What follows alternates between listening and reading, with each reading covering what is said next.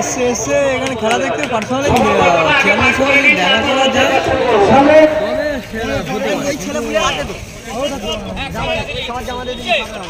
করা যায়।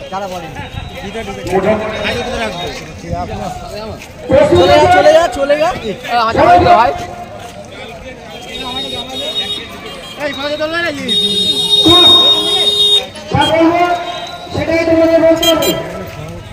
বন্ধুরা দেখতে পাচ্ছেন সে স্থান যেখানে কিন্তু একটু একটু করে আসছেন 2009-এর যোগ্য বঞ্চিত চাকরি প্রার্থীরা, যারা এখনও পর্যন্ত প্যানেল প্রকাশের অপেক্ষায় রয়েছে। প্যানেল প্রকাশ কিন্তু এখনও পর্যন্ত বাকি রয়েছে, অর্ধেক প্যানেল এখনও পর্যন্ত প্রকাশিত হয়নি। একাধিক শূন্যপদ রয়েছে। এই স্থানে একটি বিশেষ কর্মসূচি রয়েছে যা আমরা এই মুহূর্তে আপনাদের সামনে তুলে ধরার চেষ্টা করছি।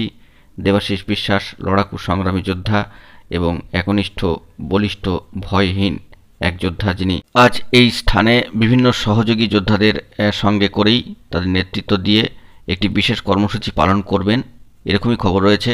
এবং আমাদের কাছে যতটুকু খবর রয়েছে আর কিছুক্ষণের মধ্যে কিন্তু এই কর্মসূচি অনুষ্ঠিত হওয়ার একটা কথা রয়েছে, এবং সে বিষয়ে কিন্তু গতকাল থেকে একটি বার্তা দেওয়া হয়েছিল, সকলকে আসার জন্য কিন্তু এখানে আহ্বান জানানো হয়েছিল।